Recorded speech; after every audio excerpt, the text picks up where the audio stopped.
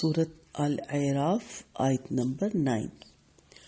ومن خفت موازین، اور وہ شخص جس کے پلڑے ہلکے ہو گئے، فاولئک الذین خسروا انفسہم، وہ لوگ ہیں جنہوں نے اپنے آپ کو خسارے میں ڈالا، بما کانوا بآیاتنا یظلمون، اس لیے کہ وہ ہماری آیات کے ساتھ ناانصافی کرتے تھے۔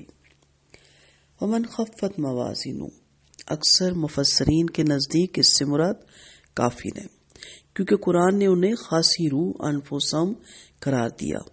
مومن گناہ گار تو آخرکار کسی نہ کسی طرح اللہ کی جوار رحمت میں پہنچ جائیں گے۔ عبداللہ بن عمر رضی اللہ عنہ سے روایت ہے کہ نبی کریم صلی اللہ علیہ وسلم نے فرمایا، میری امت کے ایک شخص کو قیامت کے روز سب کے سامنے لایا جائے گا، اس کے 99 اعمال نامے پھیلائے جائیں گے، اور ان میں سے ہر ایک اتنا لمبا ہوگا جتنی دور نگاہ جاتی ہے۔ پھر پروردگار اس سے فرمائے گا، کیا تم ان میں سے کسی عمل سے انکار کرتے ہو؟ وہ عرض کرے گا، نہیں۔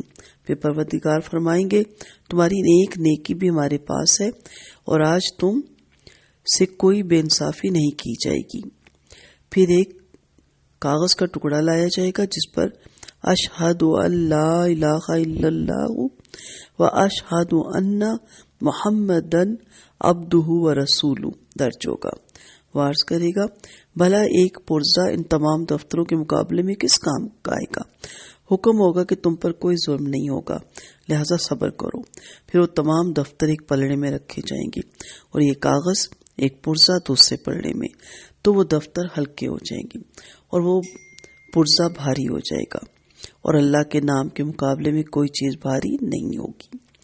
اہل علم نے دوسری آیات اور احادیث کو مد نظر رکھ کر اس شخص سے وہ آدمی مراد لیا جو کلمہ پڑھنے کے بعد عمل کا موقع ہی نہ اس کو ملا، یعنی جسے آخری وقت پر کفر اور شرک سے باز آنے اور اسلام لانے کی توفیق ملی ہو، اور اسلام لانے سے اس کے تمام گناہ معاف ہو گئے ہوں، یا بد عمل تھا اور آخری وقت توبہ کی توفیق نصیب ہو گئی ہو۔ بہرحال اتنا ضرور سوچئے گا پچھلی آیت 8 اور 9 میں کہ ان ترازو میں کوئی الگ سے چیز لا کے نہیں رکھی جائے گی، ان ترازو میں میرے اور آپ ہی کے وزن لا کے رکھے جائیں گے۔ تو اس لیے پتہ ہونا چاہیے کہ جب وہاں وزن رکھے جائیں گے تو کیا رکھا جائے گا۔ اس وقت انسان ایک ایک نیکی کو ترسے گا، تو اللہ نہ کرے ہمارے وزن ہلکے ہوں۔ اس لیے ہمارا ایک چھوٹا سا گروپ ہے جس میں ہم آسان نیکیاں، وہ نیکیاں جس کے لیے ہمیں مال کی بھی ضرورت نہیں، وقت کی بھی ضرورت نہیں، ہم چلتے پھرتے کر سکتے ہیں، ہمارے روزمرہ کے معاملات ہیں جن کو ہم درست طریقے سے کر کے ہم اپنے لیے نیکیوں کے انبار لگا سکتے ہیں۔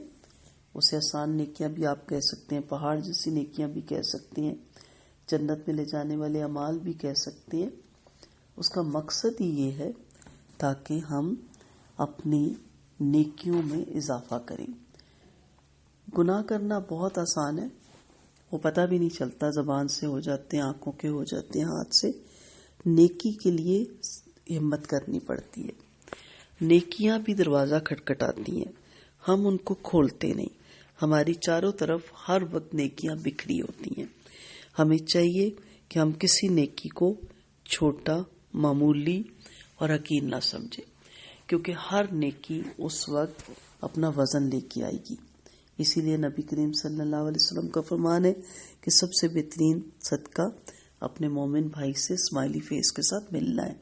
تو ہم تو اسمائل بھی نہیں چہرے پہ لاتے، ایسے ہم نے شکلیں بنائی ہوتی ہیں جس سے دوسرا ہم سے فیڈ اپ ہو جائے یا دوسرا پیچھے ہی ہم سے ہٹ جائے۔ تو نیکی نیکی ہے، اس لیے ہم اپنے دروازے گھر کے بھی اور اپنے دلوں کے دروازے ہمیشہ کھلے رکھیں، اور چاروں طرف دھیان رکھیں۔ کوئی بھی ایسا کام ہے چھوٹے سے چھوٹا اس کو کریں، فوراً کریں، تاکہ جب وہاں پہ جب پلڑے تولے جائیں تو اس قدر نیکیاں ہوں کہ جو نیکیوں کا پلڑا ہے وہ بھاری ہو جائے۔ اور ہر بڑی سے بڑی نیکی جس میں ہمارے لیے مشکل لگتا ہے کہ ہم یہ کیسے کر سکتے ہیں، ہم اب اس میں اپنا حصہ ڈال سکتے ہیں۔ ہم مالی طور پہ ڈال سکتے ہیں، اگر مال نہیں ہے تو مورل سپورٹ دے سکتے ہیں، اگر وہ نہیں تو کم سے کم ہم اس کی ایڈورٹائزنگ کر سکتے ہیں کہ فلاں شخص یا فلاں ادارہ بہت اچھا کام کر رہا ہے، آپ بھی ان کے ساتھ تعاون کریں. کم سے کم اس کو جو ہے ایڈورٹائزنگ ہی میں لوگوں تک شیئر کرنے سے ہی بہت اجر و ثواب ملتا ہے. آپ سے نہیں ہوا، کسی نے پڑھ لیا، کسی نے سن لیا، کسی تک پہنچ کی بات، وہ آگے بڑھا، تو آپ کو بھی اتنا ہی اجر ملے گا جتنا وہ کرنے والے کو ملے گا. اور حدیث کے مفہوم کے مطابق آپ کا اجر اس کا اجر کم نہیں ہوگا. اس لیے دعا کریں کہ اللہ تعالیٰ ہمیں خیر پھیلانے والا بنا اور ہمیں شر پھیلانے والا نہ بنا. آج سے نیت کریں، عہد کریں کہ ہم ہر وقت ذہنی طور پہ اس چیز پہ تیار رہیں گے کہ کوئی موقع، کوئی لمحہ، کوئی تہوار، کوئی دن ہمارے ہاتھ سے نیکی کے بغیر نہ جائے. اور فون کال ملاتے ہیں اس پہ بھی ہم 30 نیکیاں کما سکتے ہیں جب ہم پراپر السلام علیکم ورحمۃ اللہ وبرکاتہ کہتے ہیں. پھر ہم اس پہ پوری کوشش کرتے ہیں کہ ہم احترام سے بات کریں گے، جو بھی ہے، چھوٹا ہے یا بڑا ہے، الفاظ کا بہترین چناؤ کریں گے تاکہ اس کا دل خوش ہو جائے، اس کی دل جوئی کریں گے. پھر جب ہم اس کو بات کو بھی کمپلیٹ کریں گے تو ہم مجلس کی دعا اس میں بھی پڑھیں گے تاکہ ہماری جو اچھی چیزیں وہ لکھی جائیں اور جو بری غلطیاں منہ سے نکل گئی وہ مٹا دی جائیں. ہم کوئی کام کریں گے، گھر کی کوکنگ کا یا گھر کی صفائی کا، ہماری نیت کیا ہوگی کہ اس سے میرے اہل خانہ صحت مند ہوں گے، تو میری یہ ہاتھوں کا عمل دخل ہوگا، میری نیت ہوگی. ہم کرتے ہیں کام اور دہراتے ہیں سارا دن. اس سے اب ہم نے باہر نکلنا ہے. تو کسی کو پانی پلا دینا ہی، کوئی گھر میں انٹر ہو رہا ہے، کوئی پانی مانگ رہا ہے یا پانی پینا چاہ رہا ہے، اب سارے کام چھوڑیں، اٹھیں اور پانی پلا دیں.